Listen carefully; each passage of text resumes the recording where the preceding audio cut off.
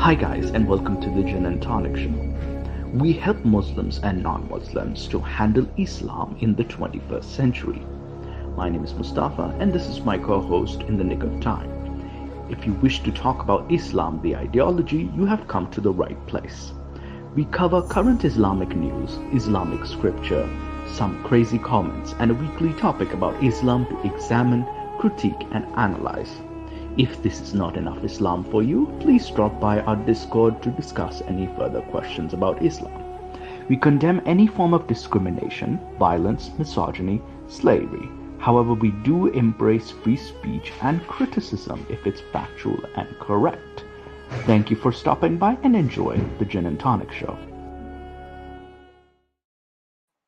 Hello, everybody, and welcome to the Gin and Tonic Show. I am Mustafa.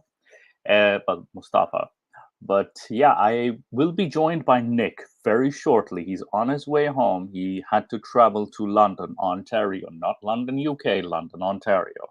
So he's coming back soon. So we're going to discuss the news item today. I've also posted a link if you guys want to join the chat regarding today's topic, which is in regards to the stabbing incident in New York of famous author Salman Rushdie. So I'm going to share the news article from CBC. Share screen. So yeah, I have a few articles to share. Is it this one? All right. So right now we have he's on a ventilator, and the man charged after stabbing attack on lecture stage. So he's a 24-year-old suspect. He's pleading not guilty to attempted murder and assault charges. Of course, he's not, because he thinks he's doing some holy work. So his name is Hadi Matar. So a man has been charged after Salman Rushdie. So Salman Rushdie was stabbed on stage. Where's the incident, actually? Did they not give the incident? All right. He was actually stabbed multiple times on stage when he was about to give a lecture. Rushdie was rushed to the hospital to treat the stab wounds, and the attacker was immediately arrested. So he was stabbed in the neck, the abdomen on Friday as he was about to give a lecture. And Rushdie over here is 75 years old, so he's going to be in very critical condition. Rushdie's famous book, we all know, The Satanic Verses, drew death threats from Iran's leader, Ayatollah Khomeini, the Ruhollah Khomeini, the previous one. Now, Ruhollah Khomeini and even the current Khomeini have not withdrawn the fatwa. The fatwa was, it's halal to kill him. So they have not withdrawn the fatwa. But it's just that the outrage kind of died down, but it's still there. So Rushdie, he remained on the hospital on Saturday on a ventilator and unable to speak. He suffered a damaged liver, severed nerves in an arm, and was likely to lose an eye. His agent, Andrew Wiley, said on Friday evening. Now, Hadi Matar, 24, of Fairview, New Jersey, was arrested at the scene, and prosecutors said Saturday that he has been charged with attempted murder and assault. So a lawyer for the accused entered a not guilty plea on his behalf during an arraignment hearing. Matar appeared in court wearing black and white jumpsuit. So this is Matar, basically, and a white face mask, and his hands were cupped in front of him. He was born in the United States I could tell from his last name, he's Lebanese, Matar, to Lebanese parents who emigrated from Yaroun in southern Lebanon. The mayor of the Lebanese village, Ali Tahfa, told the Associated Press. So Major Eugene Stanislavski of state police has said that the motive for stabbing was unclear. Of course, they're going to have to say that because, the evidence is not there. But it's pretty obvious from the looks of it, from someone who's an ex-Muslim, from someone who gets death threats, and someone who knows the culture, who knows the religion too. This is pretty obvious. It's religiously motivated. I'm gonna have a sip of my tea over here. So yeah, yeah, I know, good vibes, good vibes. Uh, let's see here. So, an associated man confronted was the author. An Associate Press reporter witnessed a man confront Rushdie as the author was being introduced on stage at the Chautauqua Institution and then punch him or stab him 10 to 15 times. The author was pushed or fell to the floor, and the man was arrested. So Dr. Martin, physician who rushed to home, it was serious but recoverable. So it's serious, but it looks he can recover from this. But he will even the moderate event moderator Henry Rees, the co-founder of the organization that offers residencies to writers facing persecution, was also attacked. Rees suffered a facial injury and was treated and released from the hospital. He and Rushdie were due to discuss the United States as a refuge for writers and other artists in exile. So that was supposed to be the discussion. So we have a video of the witnesses as well. So there is a question of the lack of security. So a state trooper and Kenner were assigned to Rushdie's lecture, but after the attack, long-time visitors to center question why there wasn't a tighter security, given that the decades of threats. Yes, there was an offering of more than $3 million to anyone who kills him. So yeah, there is an offer to, like, why would they not claim that money? After the attack, spectators were ushered outdoor to the amphitheater. Rabbi Charles was among the 25. So let's hear what the witnesses describe.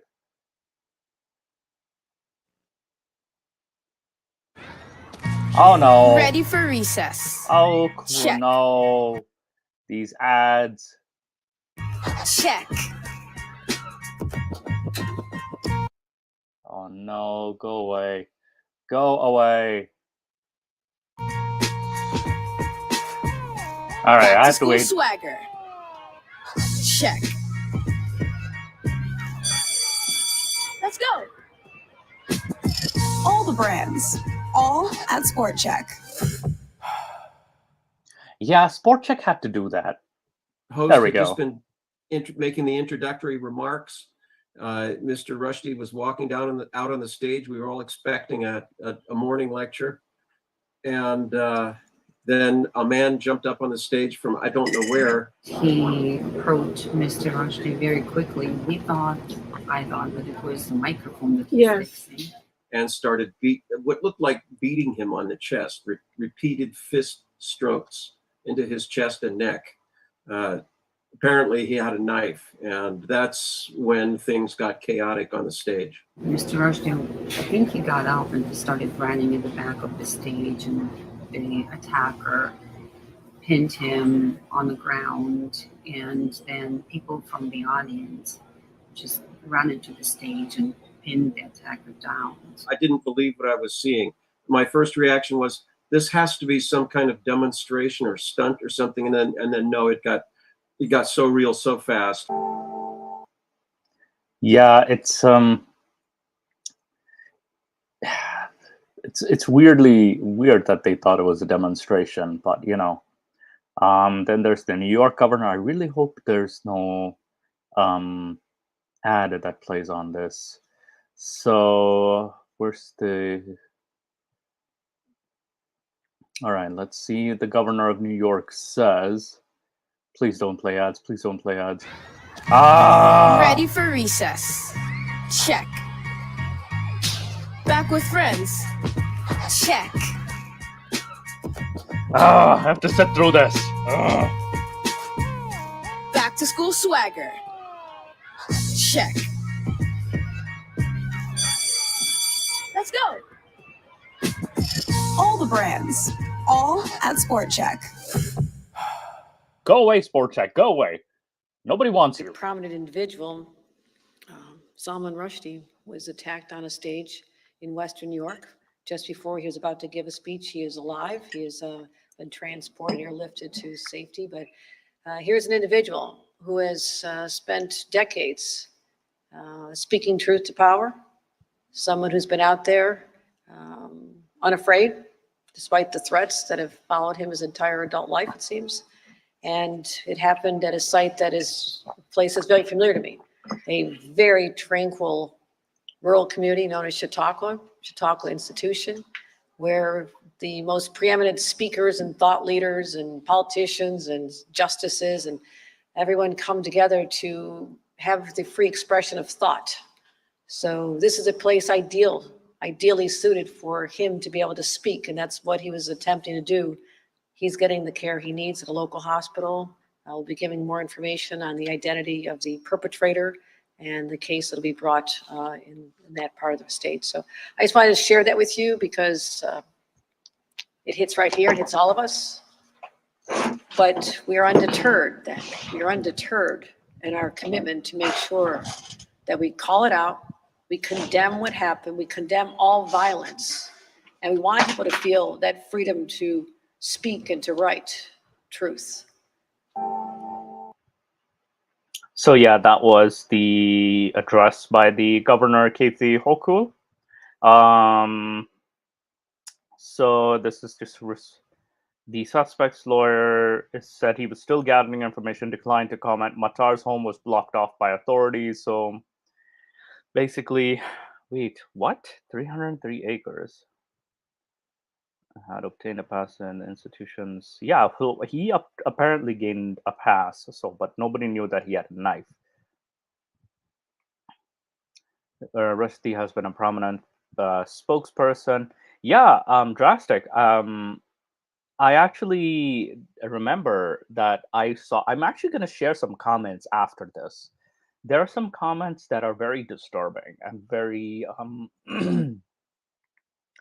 they're nasty, like some next level nasty. And I think Nick and I were sharing some of these comments with each other, like what we found on the internet. So there's a lot of whataboutery and a lot of and please welcome, in this time of distress, please welcome Zayn Sammy, my favorite WWE superstar.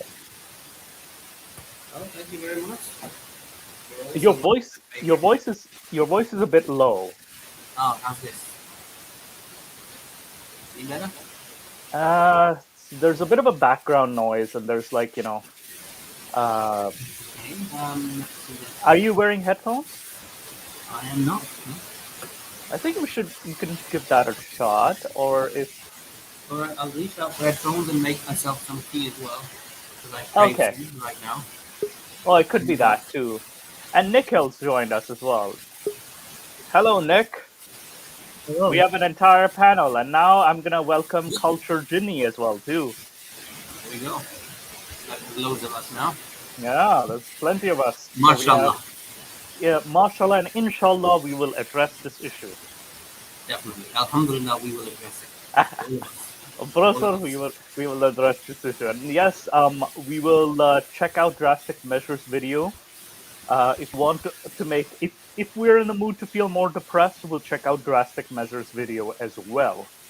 So yeah, so while I was in the article, so they actually explored the history behind the novel, The Threat. So Rushdie's Satanic Verses, which was published in 1988, was viewed as blasphemous by many Muslims. Not viewed, it was literally blasphemy.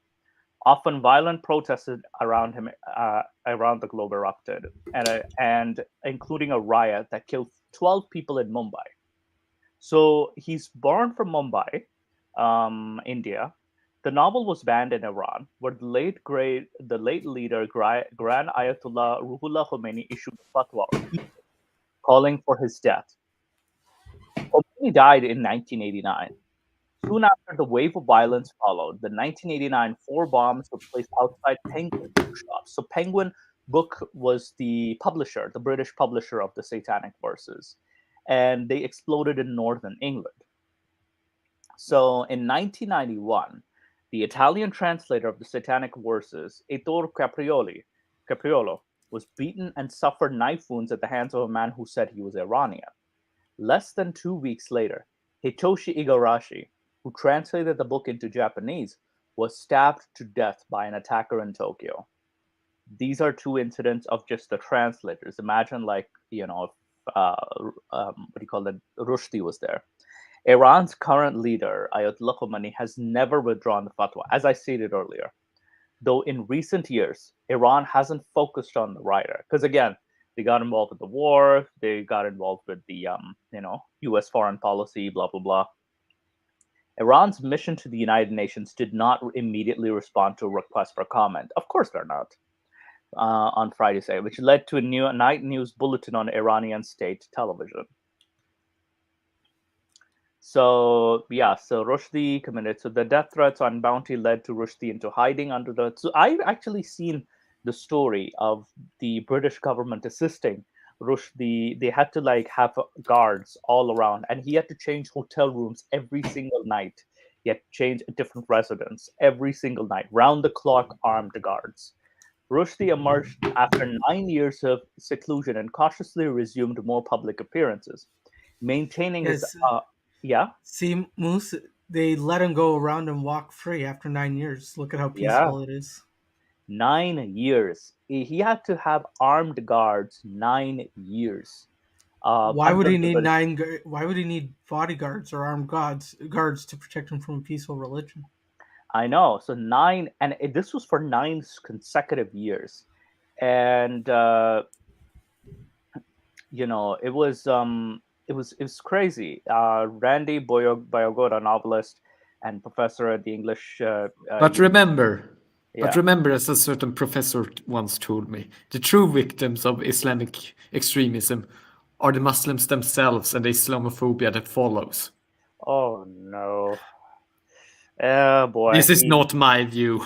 Oh, I know. It's like I've recently come across a Canadian friend of mine who said that I kind of get very split because on one end there is discrimination against Muslims and Islamophobia, and then on the other hand there's ex-Muslims. He's like, I want to protect the rights of ex-Muslims. So I explained to him that I advocate for the replacement of the term Islamophobia, along with many ex-Muslims like Harvey Sultan and ex-Muslims of North America and Abdullah Samir.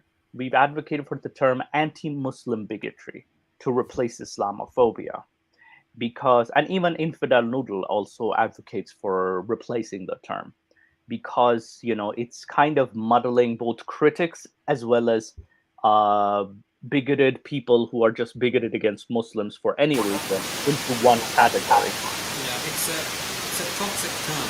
It tends to kind of distort reality. It tends to mix things together and then create. There's a lot of background noise on your end. Seriously, well, let me see what I can do. Yeah. Because I want to hear you. I can kind of hear you, but I want the audience to be able to hear you as well. But I'm just making tea now, and yeah. So I'm gonna give it a song. Yeah. I think. All right, Zane. Messages in the private chat when you're open for it, but as of now, just for the mercy of the audience's ears, I'll mute you for a brief second. Yeah. Just type it, and we'll relay your message too. We would love to hear your opinion as well. It's just the sound is a bit odd at this time. But yeah, there's so basically the fatwa that still stands. So, and the anti-Rushdie sentiment has still lingered. So yeah, and what I was going to say, Zain was saying that the Islamophobia is a very toxic term. He said that it's not a very healthy term because it does lump in Muslim, those who are both not necessarily racist, but xenophobic and genuine critics into one category, and one needs to start making that distinction. So to this day, we're labeled as Islamophobes. We are a panel. Zain, Sami, myself, Nick, and Ginny is a panel of Islamophobes. So yes, y'all speak with the audience here. Yes, So basically, thank you, Zain, so much. Thank you, Zain. I think hopefully once the mic recovers, we'll have your voice as well. But yeah, where we? So yeah, Iran's government has long distanced itself after Khomeini's decree, but anti-Rushdie sentiment has lingered. So the index censorship said money was raised to boost the reward for skilling as recently as 2016. So in 2016, there was money raised to boost the reward, underscoring the fact that the fatwa still stands. Even though they're not public about it, the fatwa stands. In 2016, they raised more money. So there's a higher reward now. An Associated Press journalist went to Tehran office at the 15 Khordad Foundation, which put up millions for the bounty, and found it closed Friday night on the Iranian weekend. No one answered calls to its listed telephone number. So this is happening, but they're also they're very secretive about it to foreign journalists. So though the author rose to prominence, technically his first novel was Midnight's Children, but he became more known for Satanic Verses, albeit in a more horrifying reason. So Boris Johnson, former Prime Minister of UK, says appalled that Sir Salman Rushdie has been stabbed while exercising a right we should never cease to defend. Right now, my thoughts are with his loved ones. We are all hoping he's okay. I really hope I did a good Boris Johnson impression. And even Justin Trudeau tweeted that what happened to Rushdie was a strike on freedom of expression. It's funny how Justin Trudeau also is he's flimsy about freedom of expression and freedom of speech, because he's also an advocate for the term for Islamophobia. And Justin Trudeau is almost sounds like an apologist for every single community. Consider his attitude towards the trucker demonstrations as well. And considering that people are still in jail without trial. Yeah. But keep in mind, the trucker incident was a lot of the money they seized was donations from the United States, as well as this was a collection of a lot of anti-vaxxers and neo-Nazis as well, too. And they're still awaiting trial right now. For me, it doesn't really matter.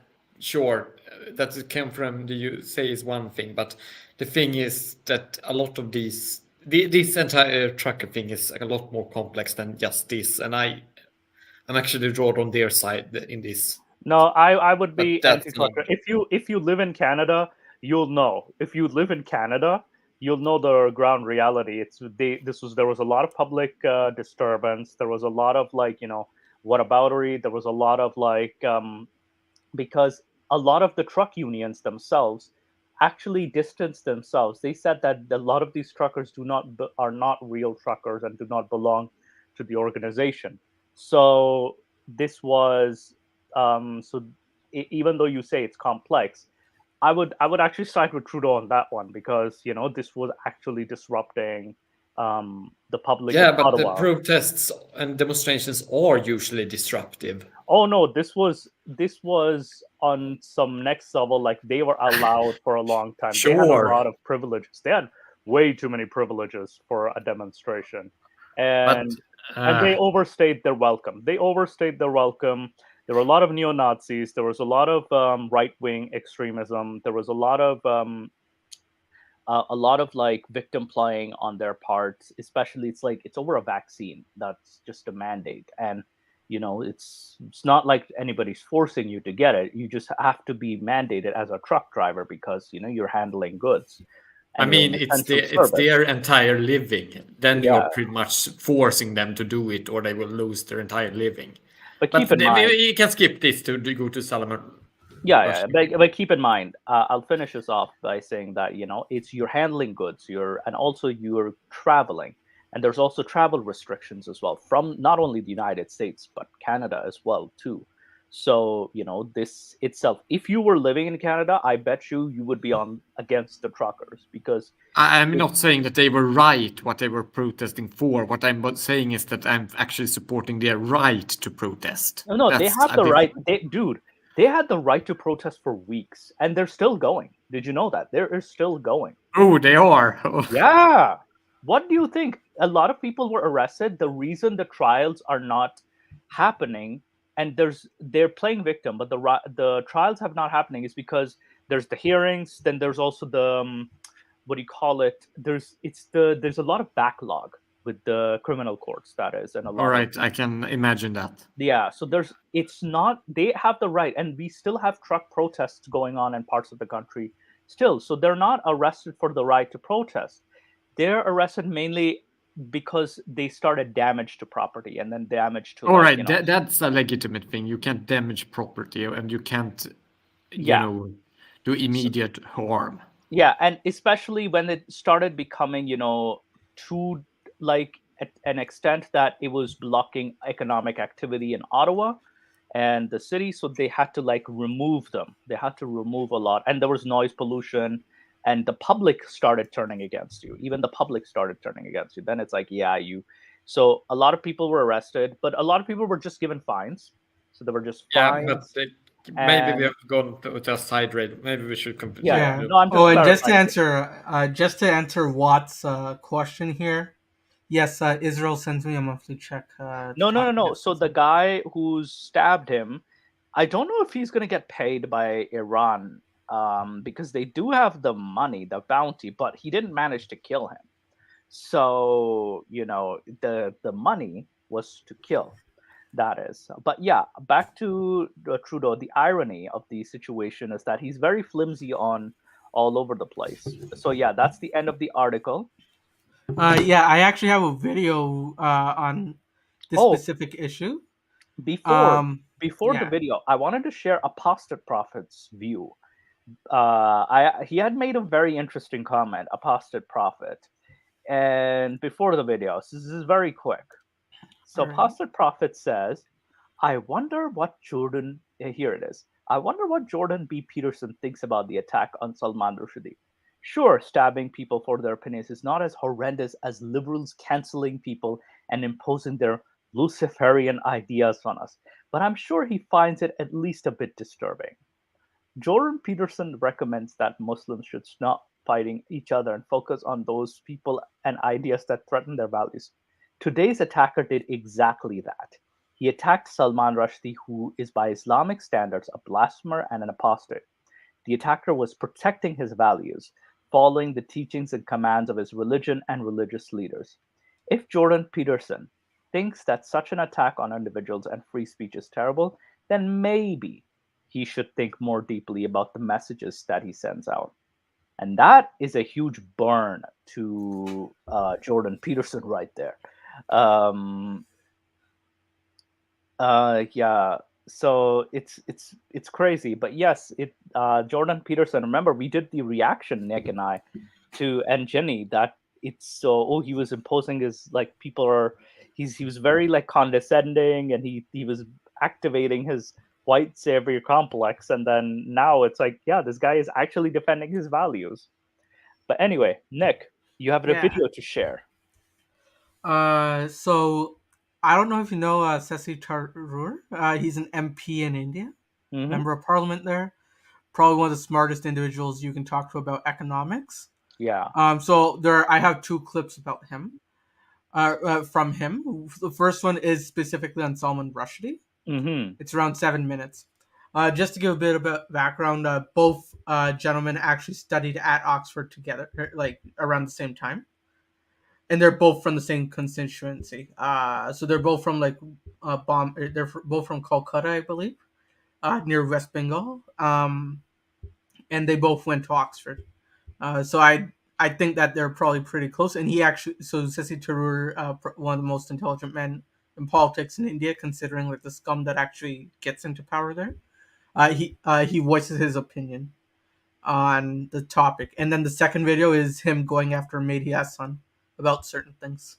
Oh boy, yeah. Let's Right. see. Oh, I would Right. love to hear Mehdi Hassan if he had anything to say about the stabbing incident. I tried finding that stuff, but no Muslims actually talking about it. We'll share some after the video. We'll share some crazy comments too. Yeah. So let's see. I'm unable to get sound on this. That's weird. Wait, try to.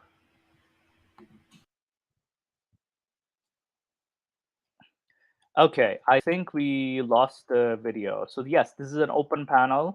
Let me just add Nick to the stream again. There we go. By the way, I want to, if you want to join the panel today,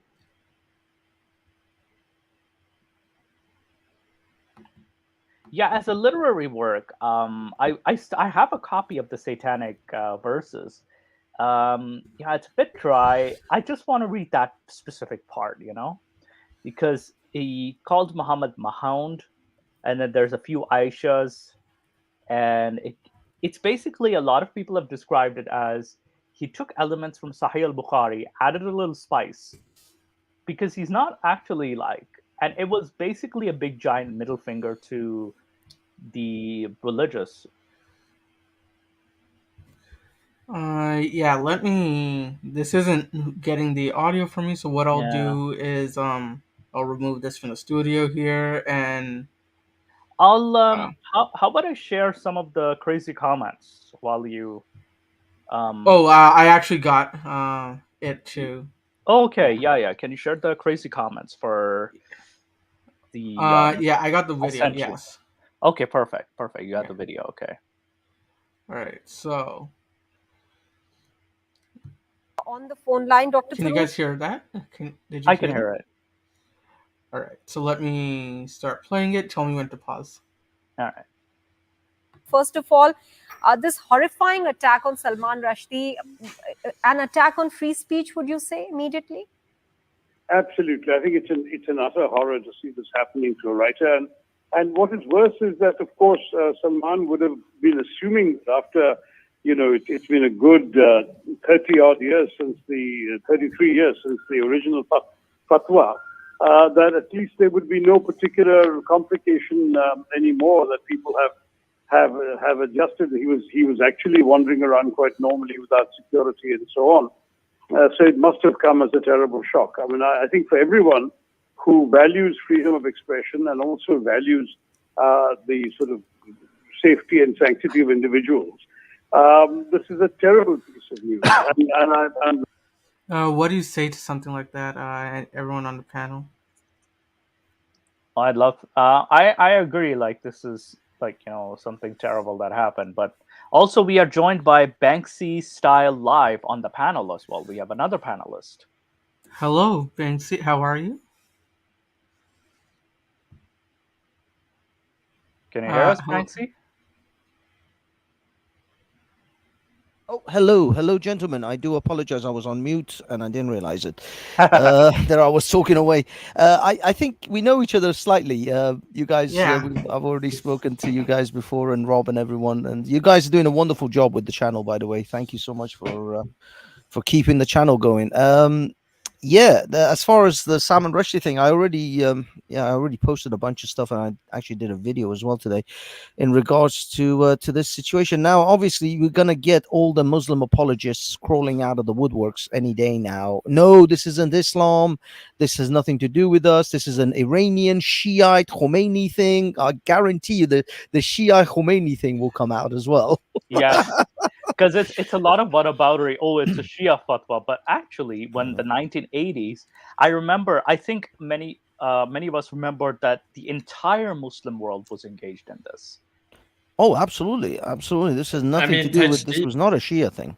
Yeah, and there were protests even before the fatwa that had started in front of Penguin Publishers, as well as in the UK. So in the UK, it got very popular. The protests. And I believe there were protests in India. There were protests in Pakistan. So the majority of the protests in India were actually in my hometown in the 80s. So in Hyderabad. My parents actually remember. Yeah. So something in Hyderabad. Yeah. I remember you telling me your father was in high school during the time of the riots. That is. Yeah, in Hyderabad. Wow. Well, that's crazy. It's yes, you were saying. So I just want to highlight, I just want to bring your attention now. I don't know if you can show it on the stream because this is a BBC documentary, but this was a documentary that was made in, I believe it might have been, I don't know, it says 2019 in this video, but it might have been slightly older, but it was at about the 30th anniversary of the Satanic Verses, where a young Pakistani Muslim man went around Birmingham in London, in England, and he discussed the Satanic Verses with the various Muslims there. One of them got so irate. Actually, he ripped the book out of the guy's hand and was like, "Go to hell, go to hell." He stole it. He then tried to burn it, and then he then chucked it somewhere, because this is in 2000. I don't know, maybe it might have been 2019, 2018. This is not like 100 years ago. This is not 30, 40 years ago when the Muslims lost their collective mind, over the Satanic Verses when it first was published. This is 30 odd years later, and they are still irate over this book, which I guarantee you 99% of them haven't read, because I tried reading that book and I'm still on page 3, because it's a bloody hard book to read. It's not an easy book. It's actually quite complex. I had to have a dictionary next to me just to translate some of the things. This man, he seems like he writes in English, but he doesn't. It's not no words I've ever read. Well, he uses a lot of advanced words, no? Like a lot of, and especially the first scene, I'm like, is this a plane crashing? And then there's a character called Jibrail Farishta. And Jibrail Farishta is basically Gabriel, but the Jibrail Farishta character is mocking the famous Indian actor of that time, of the 80s, Amitabh Bachchan. So Amitabh Bachchan was this big hero, like, of the of the 80s. So yeah, this was very so this, a lot of just that element was highlighted, but he actually makes fun of a lot of other things of the UK and Indian culture and Pakistani culture. Oh yeah, no, you can make fun of all those other things because they're all apostasy and kuffar mentality. Yes, yeah, they're fine, but the thing is, again, most of the people who are outraged by this book, in fact, that guy who probably stole that book from that kid in Birmingham, has never read this book. They don't even know what this book is about, what's in it, what's not in it. They just know that somebody said this is bad and it insults Islam, and that's it. That's all they need. And keep in mind, though we did make him read like a portion of it, and he got like, after that he lost his mind. Like, he read one portion of it. I wonder if we can react to that as well after this video and the next one. We should react to that. Yeah, I don't mind going like a bit extra over time because of the sensitivity of the topic. So the 2 videos we have, we'll react to it, and then we'll go to the third one. Yeah, but let's continue with this the video of Shashi Tharoor. Really appalled that there are still people who believe that the answer to words is knives. The answer to words is other words, frankly, and if people don't like what he has to say, they can write and attack him with words. That they're entitled to do. This is really terrible. Shashi Tharoor, this is Rishika here from the Delhi studio as well. The first thought that really comes to everyone is Satanic Verses. Okay. I mean, there are headlines. So I think Sami Zain's mic is working. Can you try to unmute him? Yeah, no, he has to unmute himself. He unmuted himself. So yeah, he has to unmute himself. Yeah, can you hear me? Yeah. Somewhat, yeah. Okay. Is it any better, the sound? Oh, much better. Slightly better. Slightly better or much better? For me, much better. For Nick, slightly better. But as long as I can hear it, we can hear you. It's hearable. There is still a lot of background noise, but it's hearable this time, and it's not overwhelming. I don't have a solution to it. I'm wearing headphones now, so this is the best I can do. So I think we'll finish the video first, and then I had some things to say about things that we were talking about earlier. Yeah, but for sure. But trust me, the sound is a lot better. I can hear it. We can hear you. All right. That's good. All right, can I just make one small comment to what the person in the video said in regards to the response to words is words? Even though I wholeheartedly agree with that freedom of speech dictates that you have the right to say what you want to say, and I have the right to say what I want to say, and somewhere in the middle, maybe we'll come to an agreement or a compromise or a common ground.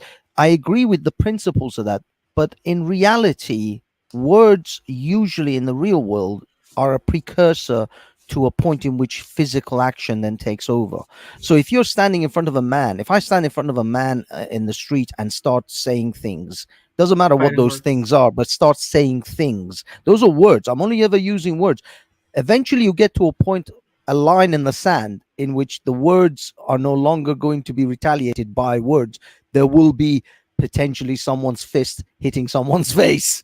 Yes. And so to say that in every scenario words should be responded with words, I agree. In the academic world, in the most civilized world, yes, but in the reality of the world in which we live in, it's not the case. People do react with violence towards words, because but why should the description of that might be true, and it is true, the description that people will reply to certain words with violence, or certain words will result in violence, but the prescription does not necessitate the prescription that it should be limited. Can I just quickly chip in here? What you're referring to is just some random person walking up to another random person and saying something, and then eventually it kind of escalates and it builds up, and then eventually punches start flying. But that's not the same as academic discourse. What Salman Rushdie was doing is he was putting an opinion forward on an academic subject. He was talking about things that affect actual people. He was talking about religion. Religion does affect actual people. And he was doing it in the form of art. So I don't think that it's exactly the same thing. When you're talking about things which are academic, you cannot have fists flying, and you cannot make excuses for that, because he was just putting an opinion forward. What do you think? I agree. That, and also like with Banksy's example, there's something in the United States called a Brandenburg test. A Brandenburg test is basically, your if your words incite violence, because even works of literature can incite violence. There has to be a threshold, like it's there's certain words like if they incite, or it's the provoke, advocate for genocide of a particular group or people. Advocation. So I think that's where in the United States and in Canada, they kind of draw the line from there. As long as you don't advocate for genocide in any forum, whether it's a literature, whether it's spoken, whether it's any forum of discussion. I actually think that I go by the subversion principle, that as long as the speech does not call for the immediate breaking of the law or the immediate infringement of one's democratic rights or another's democratic rights. That is the Brandenburg test, as well as the Canadian charter. That is the charter. So I think that it does. I don't support genocide at all in this, but I would actually argue that people should be able to argue for genocide as a political policy, and then we will argue against them. I think, hang on, if people actually want to do the right thing and put the truth forward, I think it's not that likely that violence would actually occur. I don't think it would go that far. When people actually want to do the right thing, to put, how can I put this? Let's use the word honesty. If people are being honest, I don't think that violence would happen. I don't think it would come to that. But when people are dishonest, most of the time, I hate to say this, but most of the time it's our, Muslim brethren who do this, because they hide things, they sugarcoat things, they distort reality. Okay, let's just say anybody, whether it's a Muslim or an atheist or a Christian or anybody. If you're being dishonest, then it's much more likely that, tempers will flare, and, the situation will escalate, and then it may come to violence. But if there's honesty, I think it's not that likely that violence will happen. And also, I'm going to echo Drastic Measures and myself's question to Culture Ginny. What the fuck, culture, Ginny? You think you should be able to argue for genocide? As long That's a good question. That's a very good question. Just because, no, I don't think you should argue for genocide. I'm against it, but I think that you should still be allowed to argue for it. There is a distinction here. No, I think that can go way too far, because a little tip of the line, it gets a little tip of the line, and then suddenly you're going to go this far. I think you're poking the bear a bit too much at this point. Or it might be a little bit extreme. Yeah. But the problem is that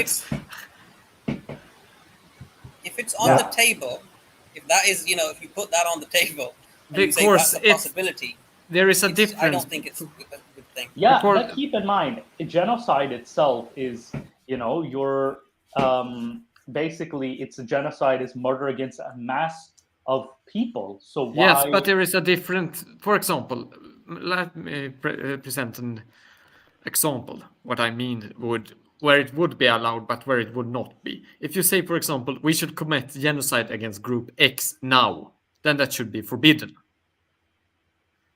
But if we say, I think we should. How are you going to rationalize the discussion?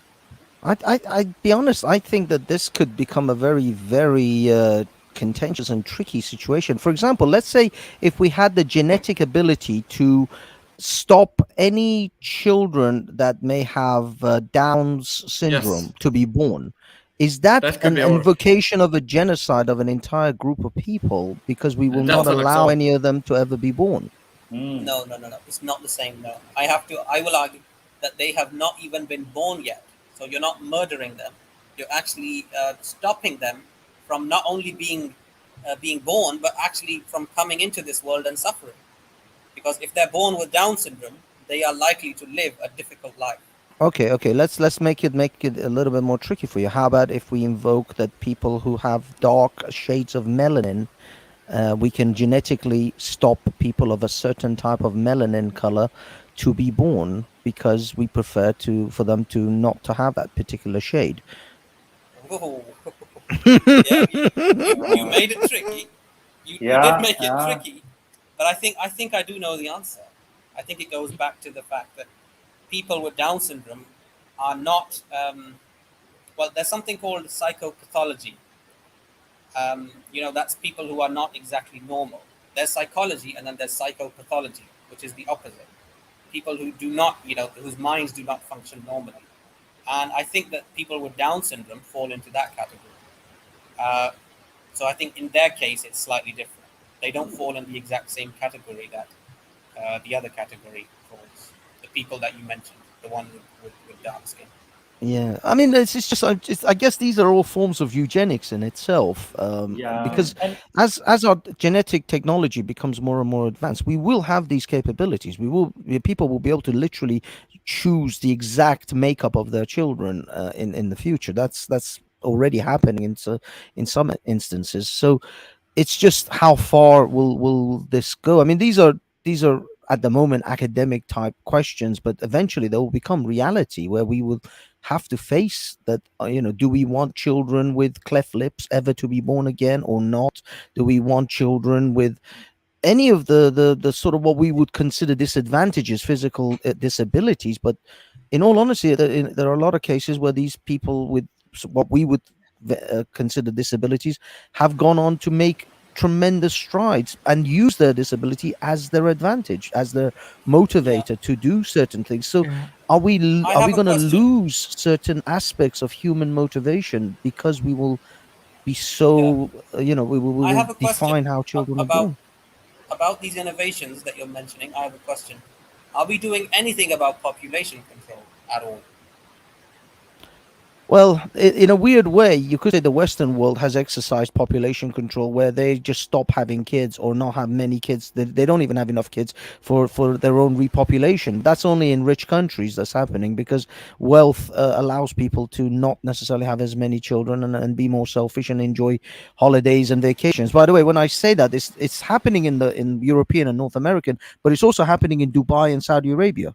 So it is not a cultural thing. It's a wealth thing, because right now Dubai and Saudi Arabia and those countries are actually suffering from birth rate issues. They're having birth rate issues in countries where people have 4 or 5 wives. Really? Oh, surprise, Yes. surprise. Hey guys. That is a big surprise. Yeah, I'm gonna actually jump in right here, just to keep our discussion on the topic of the video. But I think this topic would be great for Discord. Yeah. No worries, it was a great topic. But like, yeah. I think let's we get should back like to a Salman minute. Rushdie. Yeah.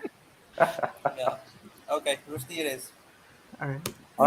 Across the world that now reads Satanic Verses author attacked 3 decades after he wrote the book. I mean, it is presumptuous at the moment to believe that the attack is linked. He's always been very, very circumspect about the death threats against him, hasn't he? He's always been very dismissive about them.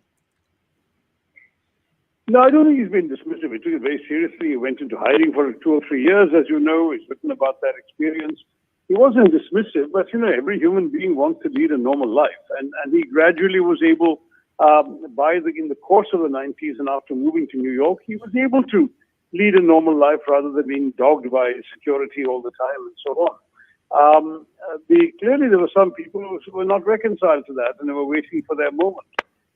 But he has been making a lot of public appearances. This is by no means his first appearance. As you said, it's now 33 years. So I would say for at least 20 of those 33 years, he's made many public appearances without any particular extra security.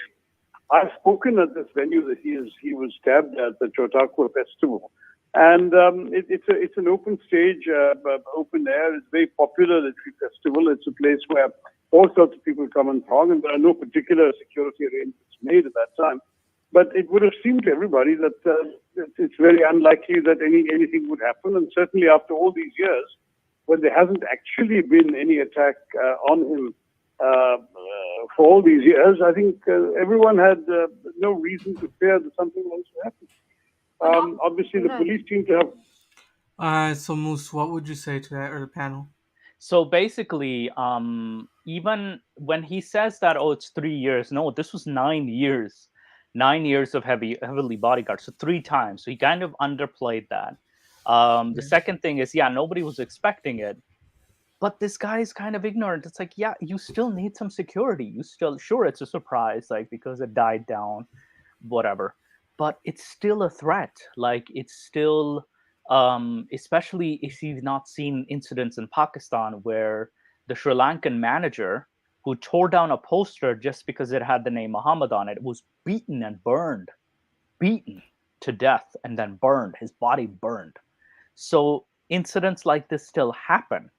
So this guy is practically famous. So, they had to, they really had to up their security, and they had to make sure that this guy was safe, because sure, there were no attacks, but somewhat of a normal life, sure, but you still have to keep in mind that you still have to be very careful. But he has a point that there had been no attacks, but in 2019, as Banksy's pointed out, there was still that motivation, that reaction to his book.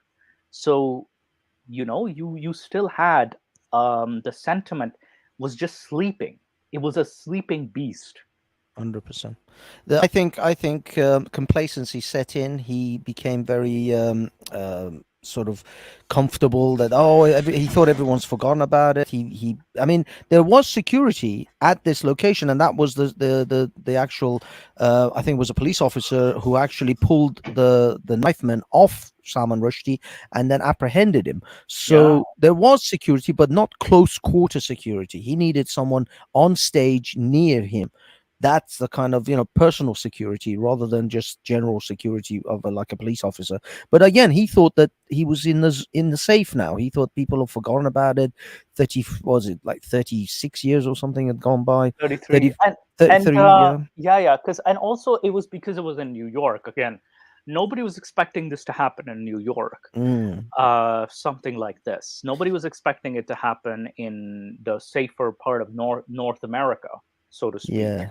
So that's because UK has become a bit like, okay, even people from the UK are now applying for refugee status to Canada because now Canada and the United States are a lot safer than the UK. Oh, In many London, I think in 2019 had a higher murder rate than New York.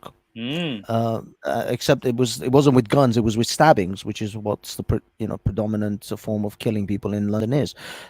So yeah. Another thing I just want to forget. I think Ayan Hirsi Ali should up her security. I hope that she is now yes, taking serious cautions, because I think she started to become a little bit complacent as well, and was just a bit too relaxed. I think these people are all forever on the list till the day they die. yeah, and even not only just ex-Muslims, like Ayan Hirsi Ali, even Abdullah Samir, as well as even apostate prophet should be a bit more careful. Also, we had human rights activists and journalists in the Palestinian territories of Hamas and like in Iraq, that is, that actually came to Canada for had to seek asylum in Canada, so to speak. So this, especially like anything against Islam, it's like, woo. And even Asia Bibi, who was not even an ex-Muslim, she's a Christian lady uh, from a poor family, was arrested and kept in jail on death row in Pakistan for so many years. Now, now, Moose, I'll promise to be your security if you're promised to be mine. Listen, I could not attend. I'll tell you a person. So I could not attend my sister's wedding because I was concerned for my safety. It was in Pakistan. Oh My wow. brother's wedding is coming soon. I cannot attend that. We were discussing this. Even as a Canadian, I don't think it's because Pakistan is one of those countries, along with I think Nigeria as well as Afghanistan, and Saudi Arabia, that has a death sentence for apostates and atheists. There's a death sentence, Yeah. a Wow. legal death sentence. I mean, I think there is also a death sentence in Iran, but to be Yes, honest with you, yes. I'm not exactly jumping out of my seat to go to Iran anytime soon. So Oh. I'm Bruce, I'm all right. do you consider yourself a blasphemer? Of course, the fact that I'm doing this channel is blasphemy on its own. Or Yes. And are you doing other things too? Other activities, I've been across banned. social media or reality? Well, yes. So TikTok, I've been banned 7 times on TikTok for stating why I left Islam. 7 times, and Yeah. I've even posted You on Instagram, which was blocked. I've been restricted on Facebook a lot. I yeah. think in the ex-Muslims versus Muslims group. So yeah, there is activity. So that's where I'm Do concerned. you criticize the Quran and do you criticize the Prophet Muhammad? Oh, for sure. Yeah, I call him a slave owner in my stories. And did I hear you say that you were actually considering going to Pakistan? I considered as a Canadian, but now we discussed it. It's like it's not advisable. We're not taking that risk. No, it's not advisable. It's not even an option, if you ask Yeah, me, yeah, because it's yeah, it's almost certain that if you go there, uh, you know, they're gonna show you how Islamophobic you are. Now you don't want yeah, that, do you? Oh yeah, yeah. no, Zane, they're gonna show him how peaceful the religion is. There'll be a piece of There we you go. here, a piece of you over there. Like it's Because there's Yeah, two possibilities. pieces. Either I get, even if I slip by the authorities, I get arrested there and put on death sentence, or even if I slip past that, there's the mob. There's a Yeah, mob that's going to be there. So there's two ways it's going to go. And yeah, even if it doesn't, I don't want to take that risk. yeah. And this even Strange. happens to non-Muslims. You Yeah, are an ex-Muslim. yeah, yeah, Strangely for me, I know that if I get through the authorities, the Iranians I won't have any problems with. My family are practically atheists themselves. Nobody cares. It's not really the people that I'm actually afraid of. I'm actually afraid of just the authorities, and of course the yeah, zealots within the authorities. But in all honesty, I don't think I think I'm too small fries for anyone to even heard of me or noticed me. I've never protested, although I should have. I wanted to go and cover some of the protests outside the embassy. Now, if you have ever protested outside the Iranian embassy and you've been videoed by them, you have some issues. You may come across some problems. But if you've never yeah. really done that, they don't. Yeah, you can probably slip by without. being noticed. But in Pakistan, I noticed- don't even trust the people. And if the Yep. villages that you're in, if they hear about it, And the cities, Yeah. the cities Yeah. and the villages and the towns, all of them, factory Everything, yeah. workers everywhere, Mm. Every place. Yeah, and shopkeepers, factory interestingly, workers. Yeah. you have to notice this, that countries which actually do have Sharia law, the people there are not so crazy about doing things like that. They're pretty chill. You know, Iran, Afghanistan, Saudi Arabia. The people aren't all too worried about it. Afghanistan is a new entry, of course, since last year. But in countries which are not Sharia states, there the people are much more crazy. They're psycho. They want to do things themselves. They want to show their God how peaceful they are. Yeah, and the rest of the world, of course. And beach price. Because those Yeah. are wannabe Sharia states. There Yeah. are two kinds of Muslim countries. There's Sharia countries and there's wannabe Sharia countries. Yes. In the wannabe Sharia countries, Yes. the people will be absolutely psycho. Yes, you hit the nail on the head, because even Beach Price here says Pakistanis were the first I saw in the comments praising the stabbing. And these are, even Pakistanis in Canada I've heard saying, oh, Pakistan would be a lot better if we had Sharia law. Whereas I've heard people from Afghanistan as well as Iran completely anti-Sharia, very anti-Sharia. Heck, they would even openly, I've met Iranians who are like, we hate Muhammad, or we hate they would be open about it. They're like, we left Islam. Apostates, man. Yeah. 50% of Iran's population is now apostate. Exactly. There was a poll not long ago, I think a couple of years ago.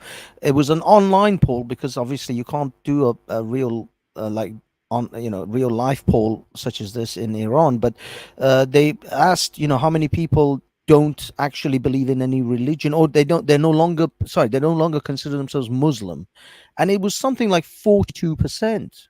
Wow. It's a The serious number I heard number. was 50%. Yeah, the number I heard was 50%. 50%. Wow. Which means that there are more non-Muslims in Iran than there are Muslims. This is, I mean, or at least people who don't identify as Muslim, whether they are, Christian or other things as well.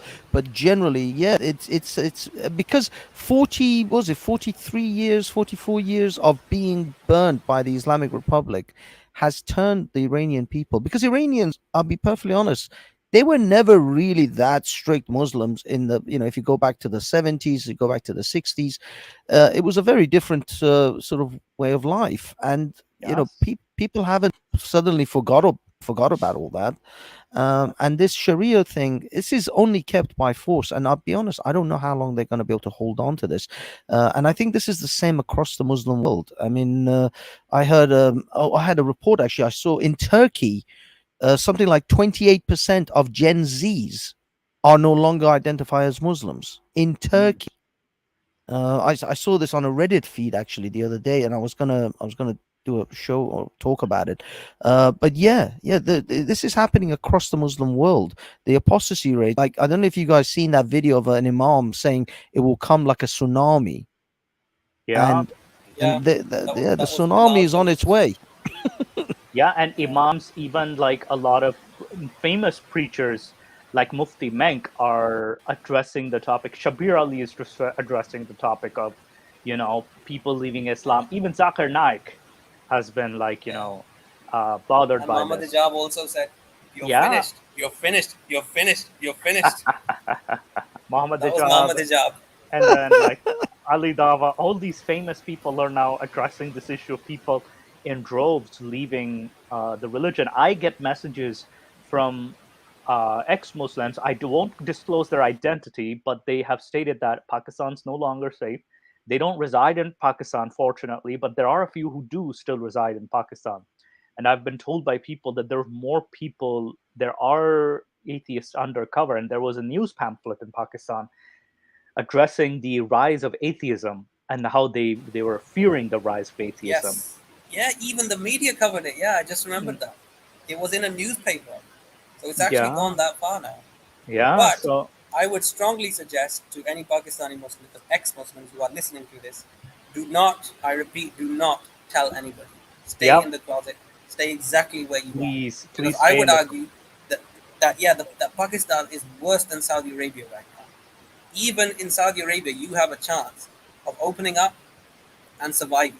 You might be able to tell your close family and friends, and they might cover for you. But in Pakistan, it's just not going to happen.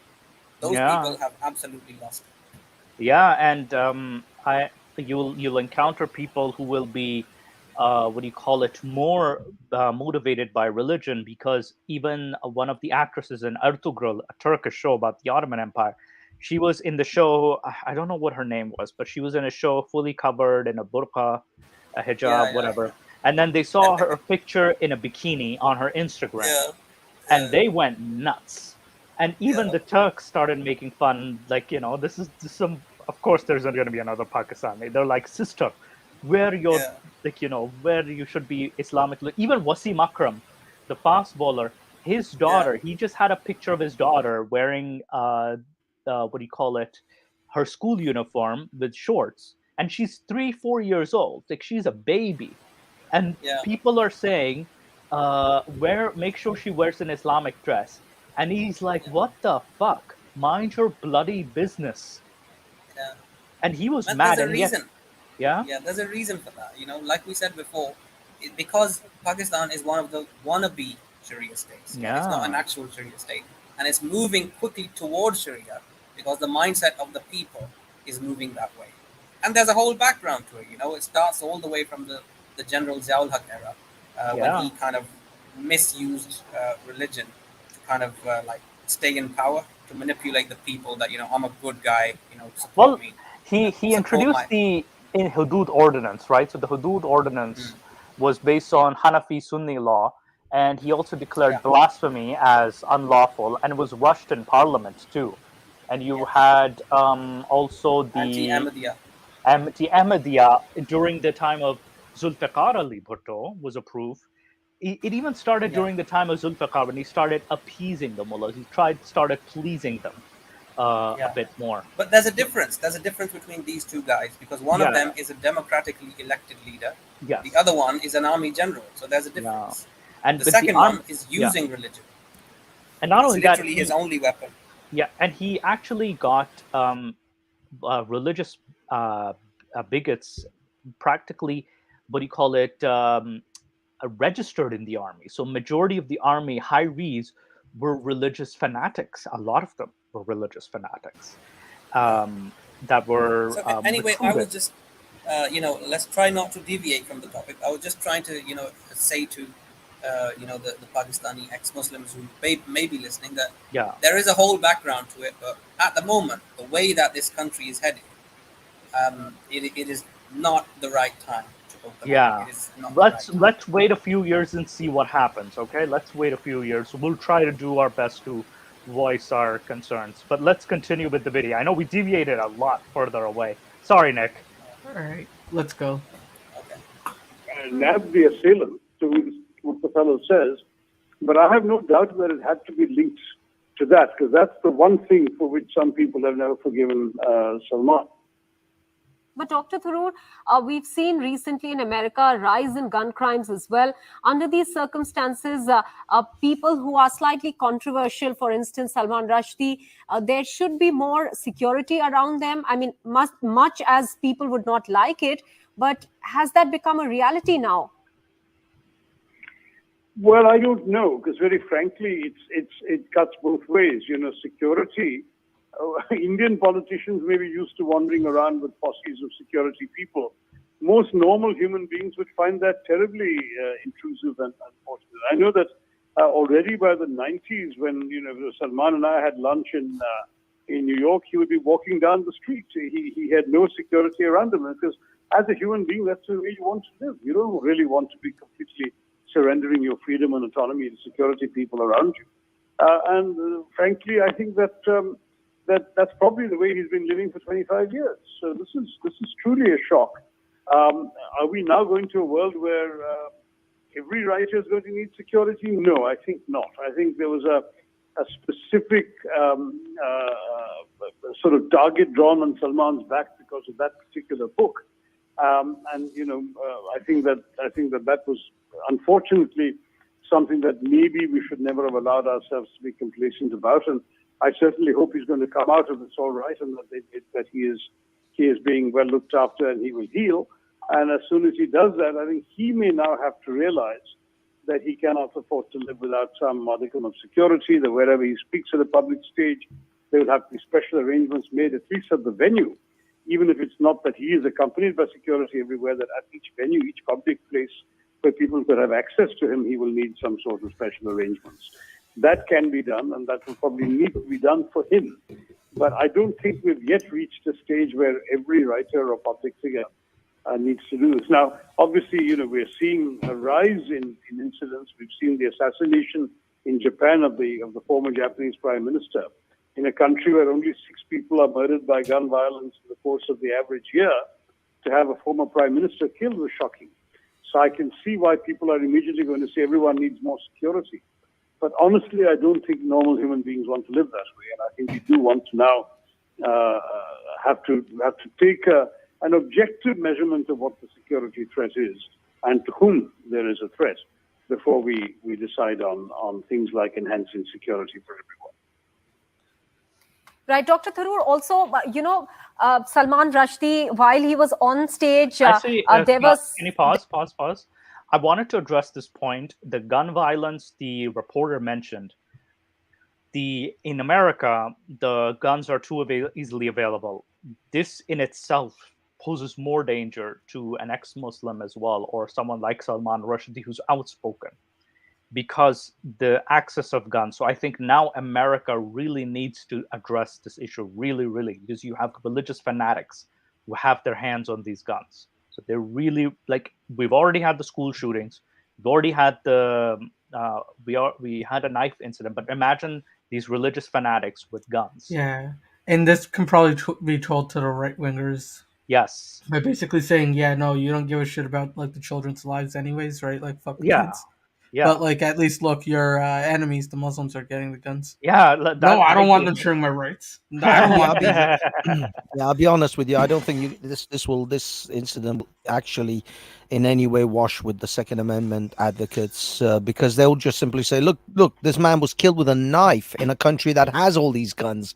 Yeah. So guns are certainly not going to save his life. Didn't save his life, or the assailant didn't need a gun anyway to kill him or attack him. So unfortunately, no, this is not going to wash with the American Second Amendment advocates. This is in fact going to help them. They're going to use this as a form of to say that even without guns, you can still kill people. Even I would look at Ben Shapiro going with his like tiny little voice and like, let's see, he was killed with a knife, and then he'll start mentioning these knife incidents instead, and he'll just go into that rabbit hole and avoid the issue. It's like, no, this would have been worse with a gun. He would have instantaneously been dead.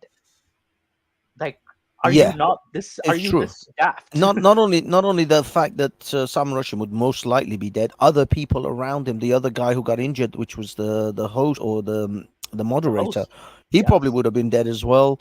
Most likely 2 or 3 people would have been dead rather than just one person in critical sort of condition. So yeah, I mean, of course, in a rational mind, it makes sense. But unfortunately, Americans, when it comes to the Second Amendment, the rationality doesn't play a lot of part in it. It's just they want this law because they feel that if they give anything to the government, they'll never get it back. And in all honesty, I don't blame them.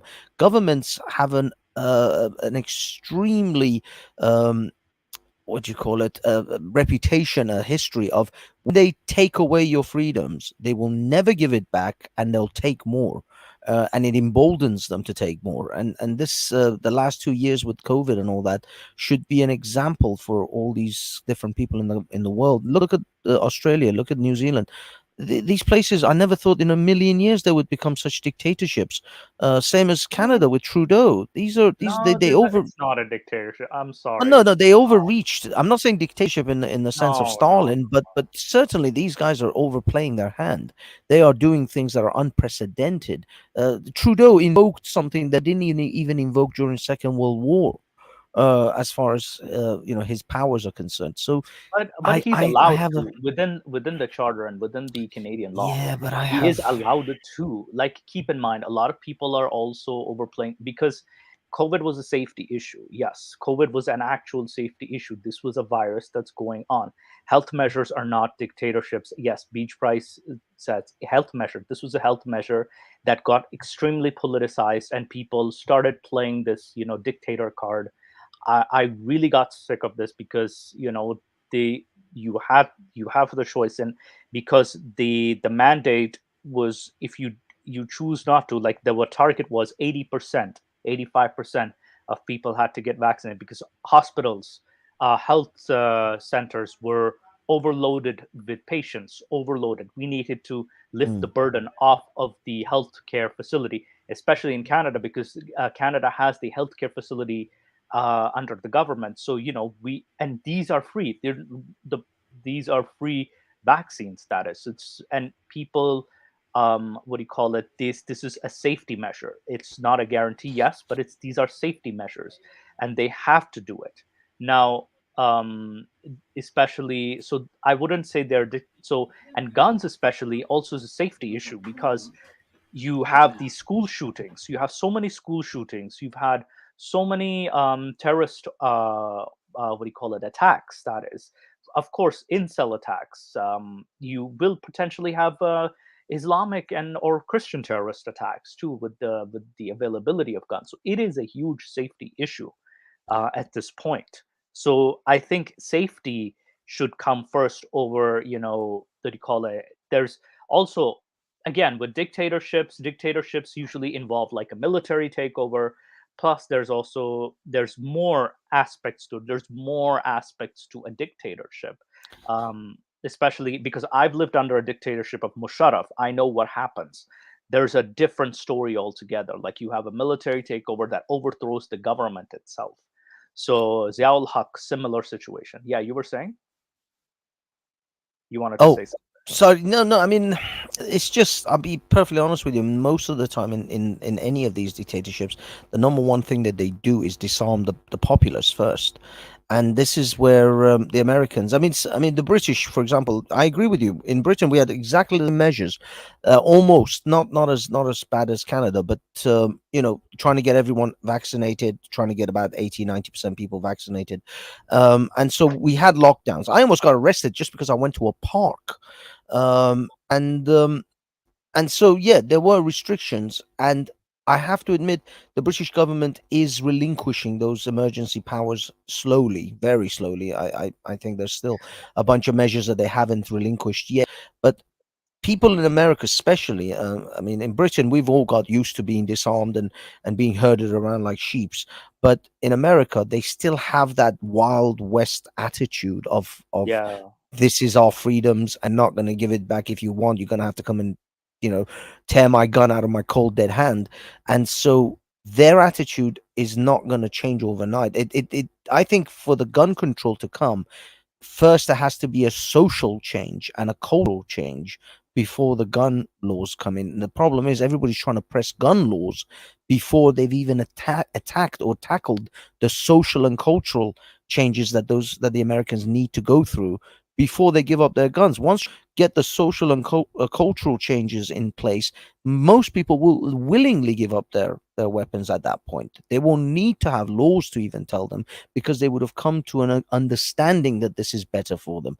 But if you try to introduce legislation and just take it, you'll get a massive backlash. You'll in fact get people more entrenched in their positions than ever before. So I don't know if America, at least now, is not ready. This certainly Gen X's and even the millennials are not ready for that type of thing. They're not ready for a British style or even a Canadian style gun control. And in Canada, you guys still have guns. You just have a better control over, and you don't. And if you notice, the culture of Canadians towards their guns, very different to the culture of Americans and their guns. They're not as gung-ho. They're not as yeehaw cowboy about having guns as Americans are, even though I know a lot of Canadians have guns. And I think I disagree, because it's not so much a cultural issue as well. Because again, culture can change with legislation too. Like because we had segregation that had to end because of legislation. People were still against it. We had to, and again, how many school incidents, shooting incidents will it take for in New Zealand, a mosque shooting was enough to get the gun control, whereas in USA we've had like countless what do you call it? But it's fair. It's not fair for you to assume that people in the U.S. give a shit about children's lives. Exactly, it's people. How many children are going to get sick?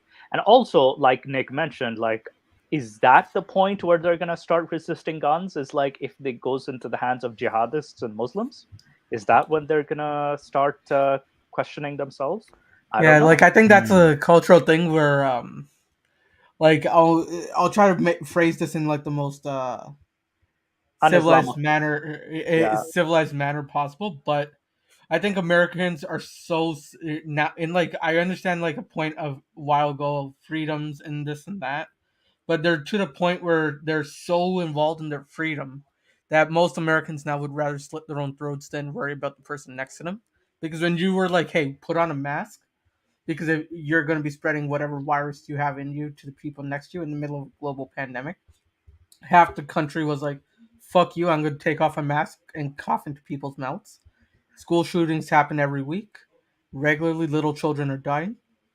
They're like, "Hey, why don't we take away the big guns and like help reduce that number of shootings? Why don't we just give it a try?" Half the country was like, "Fuck you! Don't take away my guns." This is a slightly simplified version, but I think you know where I'm going with this, right? Yeah. So there's there's not that need of such selfishness in the people, but it's been indoctrinated into the minds of Americans so much that's going to be hard to get rid of it. Yeah, and then they're so involved in the individual that when you're trying to implement something for the collective good of the society, their individual is better than the society that requires a change. Also, I have to say, I do agree with what you said in regards to legislation also pushing cultural changes. Like Americans were extremely resistant to motorcycle helmets and seat belts. Really? But once, at the beginning, I mean, I remember back in the 90s, there was a guy who literally, when they were introducing motorcycle helmets, he put a shotgun to his head and he pulled the trigger to show that a helmet can't save your life. I'm not joking. I saw this story. This was in the newspapers. It was insane. I worked in the automotive industry. Yeah, that's true. Let's get back to the video, but we'll continue this. Rushdie. Yeah, I know. I apologize for everybody on the channel. The reason we overlap is because a lot of these issues do get connected. So I do apologize. A lot of them get connected, so it's easy to digress. So I apologize. Seatbelts Rushdie say. All right, let's continue the video. Is the audience still here? Yes, they're listening to us. They're gone. Yeah. Oh, no, we actually got more people. Fun, yeah. We went from 10 to 13. 0. Yeah. So we entertain them? Yep. Let's continue. We only got 2 more minutes here anyways. All right. There was a huge crowd, as we can see in those visuals, who were there to attend this lecture of his. In this public glare, when an author is attacked, I'd help us understand what messages the attacker trying to send, because this is almost like terrorizing everyone there. Yes and no. I think the truth is that this is going back to the sense of hurt or resentment or anger or all of those above that some Muslims felt about what Salman wrote, and some people clearly have not forgiven them. This is, I'm sure, it's linked to their desire to settle scores with him. But as I say, the answer to if he has written something you don't like, you have every right to attack him with words. You also have a right to ban him from certain countries or whatever, but you have no right to stab him or kill him or attack him. That's what's really sad, and that's why the fatwa was considered quite medieval by most of the civilized world, that you don't sentence somebody to death for a work of fiction. That makes no sense at all. But clearly, there are some people in this world who have still been influenced by that kind of thing and who have now acted. I mean, one mustn't forget that in the years immediately after the fatwa, we had the Norwegian and Japanese translators both murdered. These were the translators of the book. They were murdered for translating his book by Islamist terrorists. So clearly, if the translators can be killed, the author was vulnerable, and that's why he had high security in those days. That is now eased up, and it's very sad to see that we probably have to go back. At least Salman will have to go back to security again. Yeah, I think this is correct. You might want to cancel if you don't want to. Yeah. So I definitely agree that he might have to go back to security. And yes, Muhammad did have a poet murdered. I think I have it's in Asma bint Marwan. So Asma bint Marwan was murdered. There is a list of people that Muhammad ordered to murder. That for a lot of them included poets as well. So poets who made fun of him. So I will show that, but I wanted to show some crazy comments that I wanted to share with you Hey guys. guys, I just got something urgent that came up for a quick second. I'll call you guys back in a bit. No problem. Yeah. No problem. Yeah. Let me just share the crazy comments. So let me just share the crazy comments from the. So can you guys see this? So I shared this from Infidel Noodle. I know this is very like this is very okay. So I'll read out the ones on the left. I'll read them out loud, because some of them are really small. Okay, first one. Well done, clap clap, brave man. And the second comment, yeah, someone wants to say something. I think I'll do it at the end when we're done with this. All right. Let me read these comments first. Yeah. Who is this man? Question mark. Allahu Akbar. He's brave. And the fourth comment, another person says, our hero. And then there's the following one says, well done, bro. And then heart with the heart, like, I'm in love emoji. And then another one says, good man. Following that says king, hero. A weird comment says, what happened? It's like another says, it is just a drama. Iran should really what is he saying? Really wait. And then there's this muscle one. There's the lion one. It's a lion emoji. And then Aliaha A. O'Brien says, Allah does not sleep. There's a Muhammad Shahzad on the right who says, heart. Takbir. This is Muhammad. Wait. Can I just stop you there? Yeah. Someone say Allah does not sleep. How long has it been since the book was published? 1989. So that's 33 years. 33 years. MashaAllah. Allah does not sleep. Clearly, Allah made sure that justice was served in time. And what about 30 years later? He wasn't asleep. Yeah, he was watching. He was just watching and waiting for the right moment.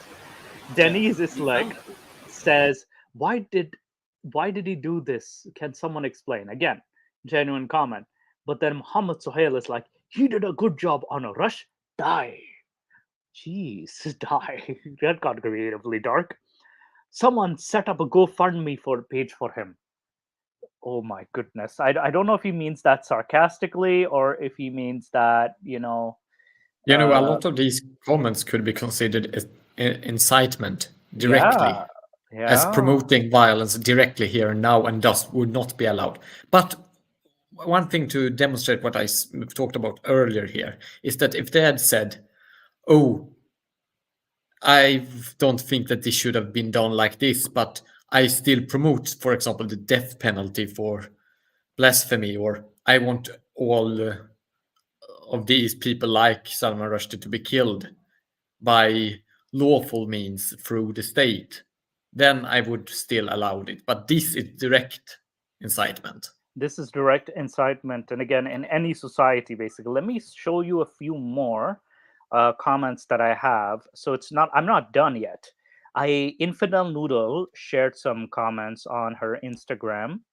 So I'm gonna actually, okay.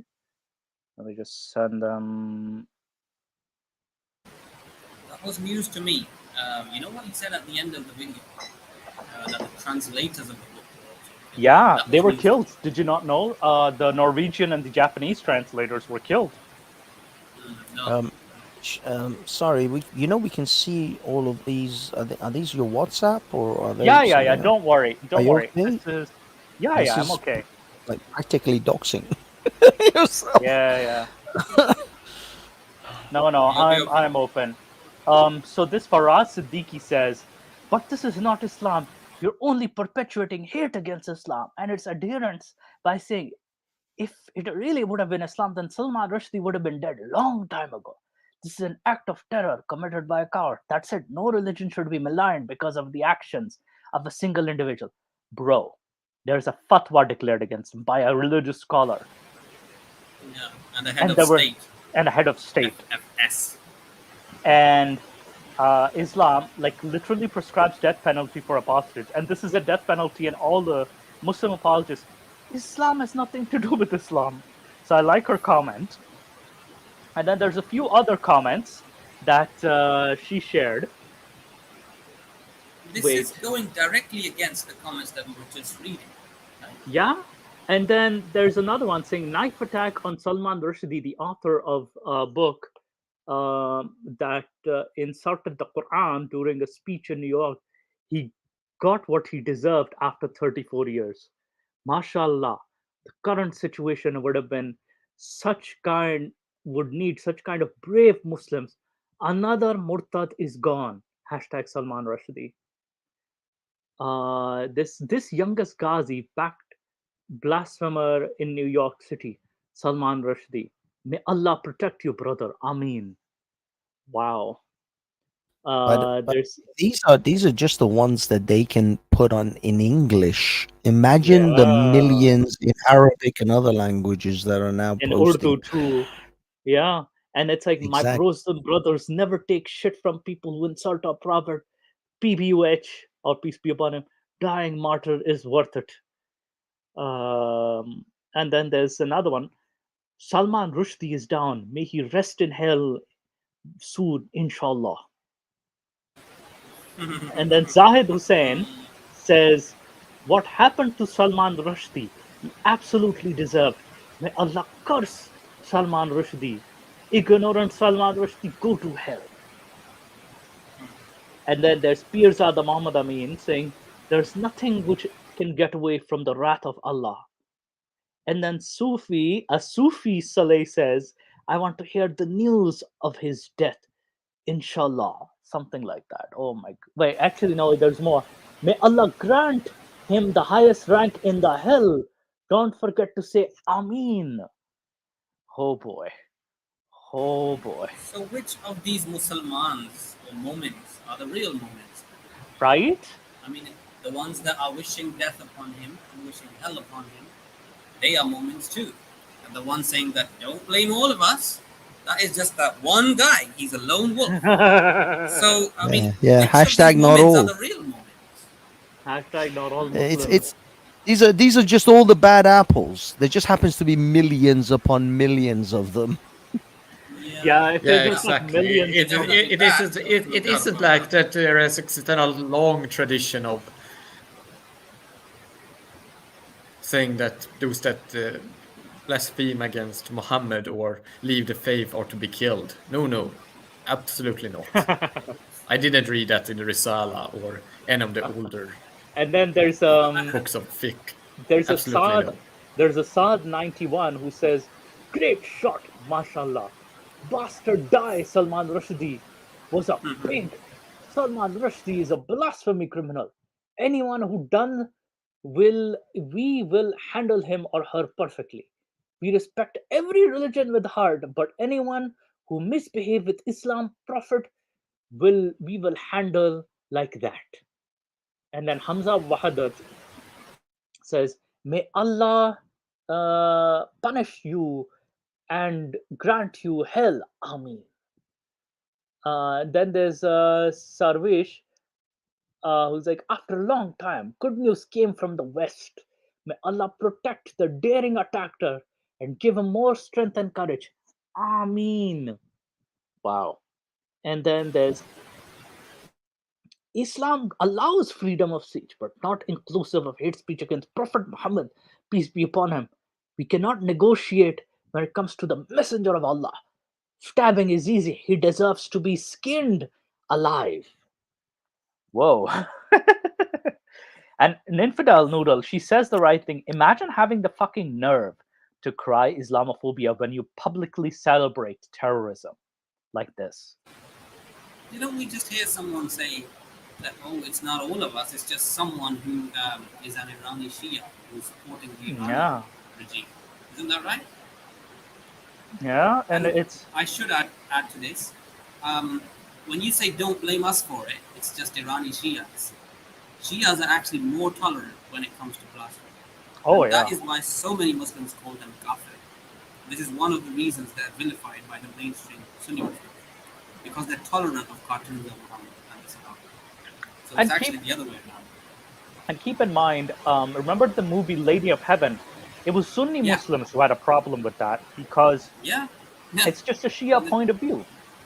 Yeah, the Shias were the ones who made that film, and you were the ones who threatened to get violent, and in the process, you had the movie banned. Yeah, and even Infidel Noodle had this post about, she said that the satanic verses imposed decades ago, deranged believers have maintained their commitment to see Rushdie murdered. Many are proudly and publicly commending this attacker. This is an ongoing threat that Islam poses to our society in 2022. This is the reason ex-Muslims choose to speak up. This is why religious ideologies that justify and encourage the death of apostates must be criticized, questioned, and denounced. Nothing will encourage me to speak up louder than the violent believers who think they can threaten and intimidate us into silence. So yes, this is what we're trying to do. We are trying to normalize, dissent. How do I stop sharing? Yeah, stop sharing. One sec. Yeah, there we go. Yeah, so this is It's been a good discussion. Yeah, like this is where Yeah, so Lady of Heaven was another case of, this is what Drastic Measure says, another case of UK caving to street thug protests at cinema by the religion of peace. Yeah, and honestly, we've seen some comments, we've seen some a video, we've actually seen the news as well. I have but before, if there might be something else I want to share, but like, do you guys have any comments, concerns, or opinions on what may happen or what the aftermath it is? Aftermath, wow, that's interesting. I'm afraid that this is going to have a chilling effect on free speech. It can. I guarantee you, most governments will try to restrict more freedom of speech by people, by using this as a thing, curtail even more freedom of speech. This is the irony of these sort of situations. I hope so. I hope I'm wrong. I really hope so because too. I want it to be wrong. Yeah, because keep in mind, a lot of them, there's the Islamophobia, and it's like Western governments are still stuck on that term. We're trying our best to remove that term, replace it with There's another person who just recently got a lot of heat from all over the world, and that was Nupur Sharma of India. Yes, she also has to keep her guard up now, because if he was targeted, then it's only a matter of time before someone tries to target her.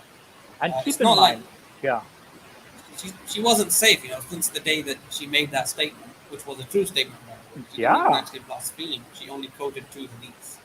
But it was considered blasphemous by some of the governments in the Middle East, and that's where this whole thing started. But if someone dared to do this to this guy, to Salman Rushdie, then yes, she also needs to keep her guard up. She needs to tighten her security. Yeah, and currently, we have, there was, there was something with, oh crap, I lost my train of thought. Yeah. It happens, Yeah, with Nupur Sharma, yes, with Nupur Sharma. What she was, like you said, she's just quoting the hadith. She's just quoting history. So it's like you're just stating the obvious. And that in itself is going to get you into trouble. And trouble is an understatement. your life is going to be at risk when you know. Yeah, and again, that wasn't a lone wolf, was it? They Oh were the no, not at governments of the all. Middle East, man. So I those have a weren't few lone wolves, clearly. yeah, I have a few more posts to share. One second, I'm just uploading them. So I have a few more posts. One is an excerpt from the, what do you call it, the Sira, and then one's and a few are past posts, that is, that I had. Um, One second. Growing up, Moose, growing up, did you hear this guy's name? Yes, I did actually, and I heard In his what name. context? In what I only context? heard his name in passing, but when I came to Canada, I was still a Muslim, and when he said, when I what do you call it? When I read the story, I was like, whoa, whoa. And when I asked some Muslims about the satanic verses, like I asked people around my circle, um, a lot of people, in at least the educated ones, were like, "Oh, this is nothing special. He got famous because of that. He disrespected." So there were some very angry ones, and there were some, very, what do you call it? There were some who were said that there's nothing Half-ass? special. Yeah, Very half-ass. nothing special. Yeah, very half-assed. Okay, so I'm gonna share a window. Sorry, I'm just gonna end up exposing my WhatsApp, because this is an excerpt from the Sira, that is, and I'll read it out loud. Wow, this looks So like Ibn Ishaq. yeah, this is from Ibn Ishaq, Yeah, I've got and that book. so this is Asma. She states a poem. So she says, "You obey a stranger, which is none of yours, one of Murad or Mabij." Like, she's like, "Do you expect good from him after killing your chiefs? Like a hungry man waking for a cook's broth. Is there no man of pride who would attack him by surprise and cut off the hopes of those who expect aught from him?" And Hassan bin Sabit answered, "Banu Wa'ad, Banu Wahud, Ani are inferior to Bani al Khazraj." When she called for folly woe to her in her weeping, "She is stirring a man of glorious origin, noble is going and is coming before midnight. He dyed her in her blood and incurred no guilt thereby." So when the apostle heard what she said, so this is the apostle meaning Muhammad, he says, "Who will get rid of Marwan's daughter?" Umair bin Adiyat al Khajmi, who was with him, heard him, and that very night he went to her house and killed her. In the morning, he came to the apostle and told him what he had done. And he said, "You have helped God and his apostle, O Umair." When he asked her what would have been, what he would have to do to bear any evil consequences, and the apostle says, "Two goats won't butt their heads about her." So Umair went back to his people. So this person was let go, pardoned, because he killed someone who was insulting the Prophet Muhammad. So via her poetry. And now And in what way did she insult him? she basically recited a poem about him, right? That, do you expect any loyalty from a man who just killed your chiefs? Or any good from a man who That's killed what your she said. chiefs? Yeah, that's the essence. And who's gonna get rid of this man? So yeah, it was A quite man of peace. I yeah, often yeah. see these banners on buses here, yeah, in England, and it Wow. says, Prophet Muhammad, the man of peace. Oh my Well, goodness. there's some peace for you. Yeah, there's some peace Pieces, for that you. is, of course. Can I Yeah, there's no. can I throw Yes, a yes. maybe a monkey wrench in this narrative? You see, if Muhammad wasn't considered a prophet and an example for all mankind, I wouldn't really care about this statement of him. There are many dictators, warlords, that have sent people to kill anyone who would, create any kind of dissent or any kind of any that would say anything bad. I mean, would you expect Attila the Hun or Genghis Khan to do any different if someone wrote a poem about Genghis Khan in a disparaging way, and also in the poem saying, "Can anyone get rid of this man?" Genghis Khan would have them slaughtered, would have them eviscerated, and have their intestines hung on a tree. So If it was any other normal dictator and emperor of that era or before, I wouldn't care. My concern is that that message, that hadith that you just read, is the direct justification that the man who stabbed Salman Rushdie would need to do this, because he considers Muhammad to be his example for all time, and the rest of the world, by some insanity, condone this. They actually say, yeah, he's the greatest example for all time. If this man is a 7th century warlord dictator, then let him be, surrender him to his time, to where he lived, and no one should follow him, because he was a man of the 7th century Arabian Peninsula. He wasn't a man for the 21st century Britain or America. But that is the problem. That's where the problem is, that we allow this 7th century warlord to influence 21st century people, and then the media and the leftists and all the liberals in the world simply sit back and go, well, he is their prophet, he is their example. How is this insanity able to propagate itself? To me, this is utter lunacy.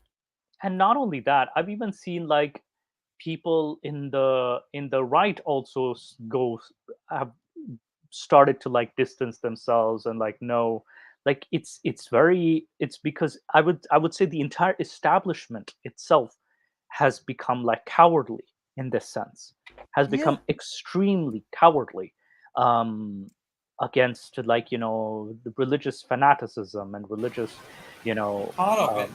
Yeah. A part of it is because there are so many of them. It's the second biggest religion on earth. Yeah. And they're all over the world, every corner of the world. And some of them are filthy rich. I mean, look at some of the Arab states. They got so much money, and they've got trading ties with with the powers, the Western powers. So and this it makes it very difficult to give them a hard time about these things. And this is also what's going to bite the capitalists on the behind very badly. Like this is the kind of stuff that's going to bite capitalism and bite like this money obsessed people, or like people who practically respect religion because like there's some monetary interest. It's like, no, people's lives are at risk here. Like there is actual abuse going on. And there's this post I wanted to just read out. In a country like Pakistan with 98% majority, it's intriguing how Islam is always in danger and needs to be saved. And even Sandeep Singh Basan, he says same applies to India. For the last 4.5 years, the 85% Hindus are in perennial danger from Aurangzeb, who died centuries ago. So there's always this danger with the majority having of the threat to their religion. And even, I would say, even in Canada and the US, I've seen like there's this threat to Christianity. When you're still in the majority, it's like there's no threat. Like you kind of try to silence any dissent. So there's another post. Yeah, Zain, you wanted to say something? I remember this guy. I know this him. guy? Yeah. My old buddy. He's a friend of mine from high school. No way. No. He's not. No, I'm kidding. But it's just that I'm so familiar with this face. Yeah, salute. Like this guy, he said, the Sayyid Shahroz Shenwari says, no religion in the world gives anyone the right to kill in cold blood or attack places of worship. What happened in New Zealand is pure terrorism against Muslims and Islam. This is about New Zealand. But then another post he did, salute Ghazi. Man's praising Ghazi, the guy who killed a man in cold blood in front of the Peshawar court, just because the man claimed to be a prophet. And he was mentally sick. Yeah. Yes. This is a contradiction. Yeah, a big contradiction. This is what we mean by those who cry Islamophobia, and the next thing you know, they're doing this as well. They will cry out as they hit you. Yeah. And the guy that was murdered by this guy, let me just quickly finish this. The guy that he killed had been, doing some strange activity on social media for a number of years. You can actually go on YouTube and find some of his videos, and you will clearly see that he's not all there. He's mentally ill. But this guy, he said that I had a dream, and he's like a 17-year-old or something, maybe 15. Yeah. And he said, I had a dream, and the Prophet Muhammad said to me that, go and kill this guy because he blasphemed against me. And some people even say that the Prophet Muhammad gave him a gun in the dream. In the dream, he was given a gun. That's what the story is. Wow. That's worse than America, no? Yeah. Imagine someone in America having that dream. Oh my God. What would happen to these people, man? I know. And then it's like now the Prophet Muhammad is enforcing gun laws. Now I think the NRA would be very confused at this point. Worse things have happened, mind you. Even worse. Yeah. And there's this, Zara K also posted saying Salman Rushdie's attack is another example of the persecution and threats ex-Muslims face. This is exactly why our voices are important and free speech must be protected. Not religious zealots, not religious theocracy. Growing up, the fatwa against him that was put out and a bounty on his head, the community I was from really wanted him to be punished. I had no idea what he had written or his fight for free speech, and now this only makes voices like his and others alike vital to the progression in any society. No idea is beyond scrutiny. Appalled to see how many Muslims are celebrating this. As are pro-Iranian groups on Telegram and other outlets too. There are also a lot of pro-Iranians celebrating, like Khomeini and pro like Ayatollahs and whatnot. So, pro-Iranian regime, not so much pro-Iranians. yeah, pro-Iranian regime. To be more specific, yes, to be very, very specific. But yeah, this is Zara K. Zara K was also lured back into her country of origin. She was arrested. She was arrested. Yeah, and spent some time in prison as well. She was in quite a dark spot for some time because Tanzania, I think it is, they could have put her on death row. She would have been in a lot of trouble because when you're in a situation like that, it's very hard to come out. When you're in an extremist Islamist country with an extremist government, and once they arrest you, it's very hard to come out of that. Yeah, that's why somehow she made it. Yeah, that's why with Zara K's incident now gives me more reason not to travel to Pakistan because what if this shit happens to me as well too? And you're not going to jail, buddy. You're not going to jail. Oh no, I'm probably just gonna get killed. It's like straight off. I promise you're not going to jail. Might I play devil's advocate again? The what? Meaning? Devil's advocate again. Might I play it? Oh no, another devil's advocate. All right, go for it. What do you want, devil's advocate? Yeah, we want to, in theory right now, we want to, get rid of this culture of violence and of, attacking blasphemers. But wouldn't that theoretically actually be a sort of genocide? No, that's not genocide. We're stopping them. We're not advocating to kill them.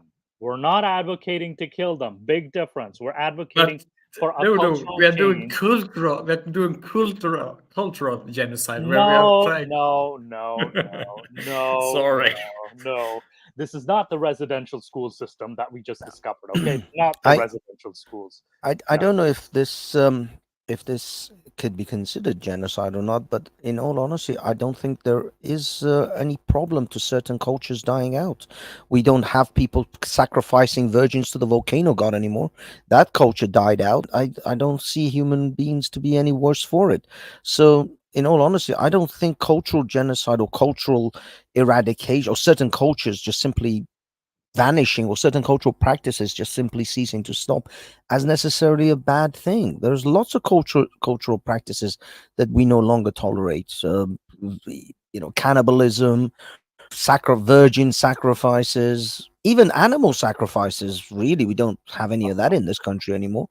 So no, not all cultures are all equal, and not all cultures are good. This is exactly what Salman Rushdie actually said about cultural relativism. He said multiculturalism isn't necessarily a bad thing. cultural relativism is, that every culture is just as good as the next, and it's not true. Cultural relativism isn't. Not all cultures are good. Not all cultural practices are good. Certain practices are horrific, and it was good that we put stop to it. Slavery was a cultural practice that the British and others put a stop to. Perfectly good thing, although they themselves practiced in it, but then everybody practiced in slavery. But that was a good cultural practice to stop. And even the burning of widows, like Beach Price gives the There you example go. of the sati, and then you had the thugs in India, the thug group which worshipped the Kali goddess, that is, and then Yeah. you had even what do you call it? Even someone saying like, "Oh, the Christians don't threaten people." Keep in mind, Christians used to do that. Christians used to do that not very long ago. It was Yes. legislation. It was legislation that put a stop to it. Otherwise, Christianity is a sleeping monster. Islam is the monster Yes. that's awake. Christianity is the sleeping monster. And 100%. This is what Christianity I've is a always. dying beast. it's a dying beast The- or a sleeping beast. I would say it's a sleeping. Yes, yeah, I would say yeah, And sleeping and marginalized. It's been so yeah, marginalized that the crazies are in the fringes, like the Phelps family and people like that. But Christianity by no means is less of a crazy belief and crazy ideology than Islam. When Christianity is let loose, let off its chain, Yes, it can be monstrous, just oh as yeah. monstrous as Islam. It's just Christianity's been held on a very tight leash by secular society. Yeah, it's a very, and it's, I'm glad it's a very, on a very tight leash. And despite this tight leash, we still have little fringe groups coming around like FLDS, and we have Yeah. groups like what do you call it? Children of, like, there's other Children of cult-like groups, Christ. Children of Yeah. Christ, Yeah. stuff like Soldiers that. of So Christ, something like Soldiers of Christ, something like that. Jehovah's Witnesses, Mormons, Seven-day etc., etc., Adventists. Seventh-day Adventists, Amish, etc. So we have these groups that have still committed abuses, and even then, like, our secular authorities are like poking in and trying to like root out the problems. But because the only thing that's saving them is the freedom of religion protection, and that's it. That's Hmm. the only thing that's. But there's still child abuse. There's still like behind the doors abuse that still goes on. That we're trying to get the church accountable for. And we then with Islam, it's just a wake up monster that's directly like committing carnage Well, left, right, because and center. Islam had the luxury of being protected in this bubble of Middle East and those Muslim dominated nations, which before the time of the internet, they had no, the outside world really had no access to.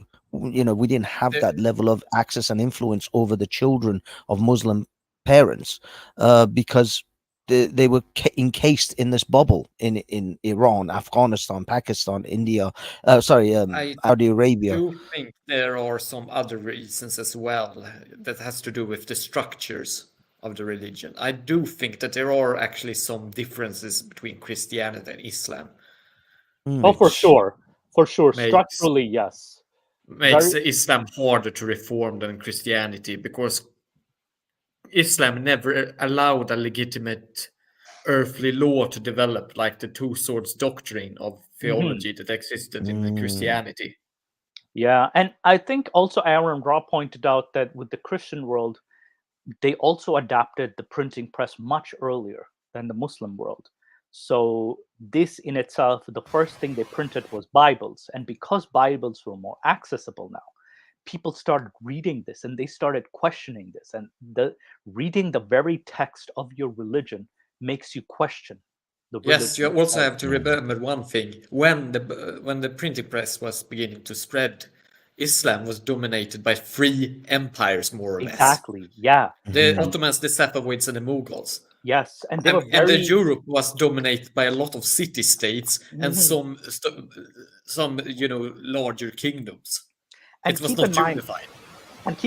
with the Safavids, I will tell you that Safavids were systematically, they were enforcing what do you call it, Shia 12 world laws, to the point that even Ismaili Shias were discriminated against. So they Yes. were very strict. And with the Ottomans, they actually countered that with their Hanafi Sunni system. That is, The funny thing is that they also promote some sort of aliyite Sufism as well. Which, and I think they were trying to counter the Safavids as well, and they were trying to like Yes. create this pot. Only the exception is the Mughals, because we had someone like Akbar. But they were brutal as all. Oh yeah, they were very brutal. They were very extremely brutal against certain Sunni minorities as well. I often And hear people say that what the printing press did to Christianity, the internet will now do to Islam. yes, I and think there's a lot of truth to that. yes, and this is a similar. You mean we are going to see a period of war that we have not seen the like of ever? Because the 30 Years' War was, the world wars before the world wars for Europe. Yeah. So we might see a big reformation. I hope there's not a lot of bloodshed, but it's you can't stop humans, honestly. When you say bloodshed, do you mean that they'll be fighting each other? Yeah, there's going to be infighting. Yes. There's going to be ex-Muslims getting targeted. There's going to be riots. There's going to be and then shit's going to go down. Shit's going to hit the fan. Yep. Shit's going to hit the fan. Do you think that we have to go through this very uncomfortable and very painful process? Might I say something? Yeah. I do see some positive changes as well, because when I posted in a thing in a forum with lots of, Arabic speakers, and I posted that I was, more or less afraid that this, I would get a lot of hate because I said, I know I'm going to get a lot of hate for this and be attacked, but I think that this is barbaric, that happened. Actually, most of them agreed. Yeah. So there are more groups like even Quranists, because keep in mind, when you mention there's with Christianity, there's just a New Testament only Christians. Now we have Muslims that are becoming Quran only Muslims, which they're trying to get away from the Hadith because they believe that the Hadith is the horrible. Same with the similar to the Christians who believe that the Old Testament is the bad one, and you stick to the New Testament, even though one can go into another argument that both texts are not exactly great, and you need one or the other. It also depends on which type of New Testament you have, because I've spoken about Ethiopic Orthodox Church and its texts. Yeah, their New Testament texts are very. Let's just say that they haven't changed much from the Old Testament. Yeah. So that in itself becomes another issue. It's like, okay, which canon are you gonna pick? So there's no agreed upon canon, like you said. Similar in the sense the Quran, it's like, which text do you ignore? Because there's still domestic violence, there's still punishment for the thief, there's still the war.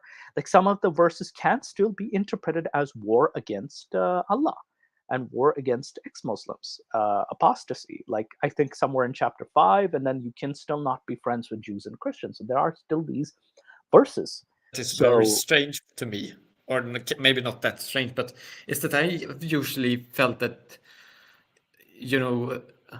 South Asians, such as Pakistanis, Bangladeshis, and even some Indonesians, are sometimes even much more religious or extremist than most Arabs I'm in contact with. And then I have been in contact with the Arabs from more conservative parts of the Arabic world as well.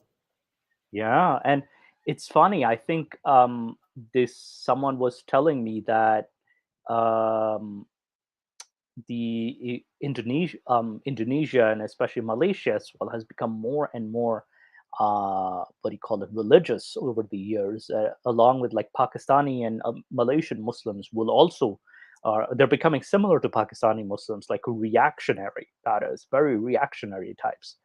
And so this, you are correct, like a lot of from the non-Arab places, they become more extreme, that is, which is very funny to me, very funny.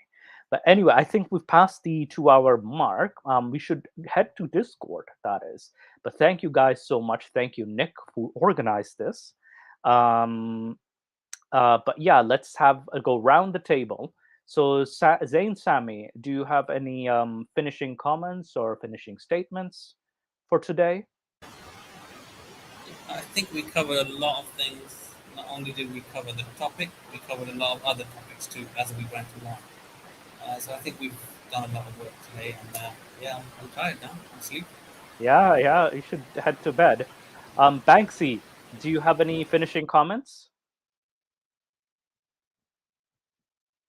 Banksy, can you hear us? Oh, sorry, gentlemen. I had a phone call. I do apologize. My final thoughts: stay away from Islam, and as the apostate says, as far as the freedom of speech thing. Oh, by the way, guys, if anyone is available out in the wilderness, there is a group gathering tomorrow in remembrance of Salman Rushdie and sort of solidarity with him at Speaker's Corner.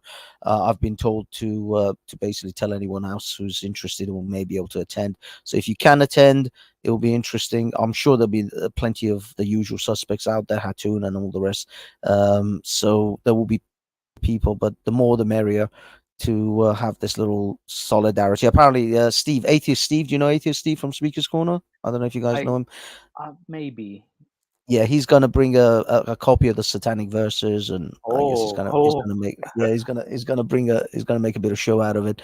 So I'll be there. Others, if you can make it, yeah, it'll be awesome. Thank you, everyone for this channel. Thank you, and cultural jinni, the culture jinni, the devil's advocate, the jin's advocate. What do you have to say for your last words? Any last words, Jinni? I think that this entire episode has been important to really hammer home the point of free speech and its importance. Mm-hmm. And I still stand by the thing that free speech, as long as it's not direct calls for violence or breaking of laws, absolutely, and thank you should so be much. allowed. Yeah. I don't agree with your opinions always. Yeah, absolutely, and thank you guys so much for joining today. I will end the broadcast soon and hop on to Discord. See you later. Have a nice day. Thank you. Have a good night. Have a good night.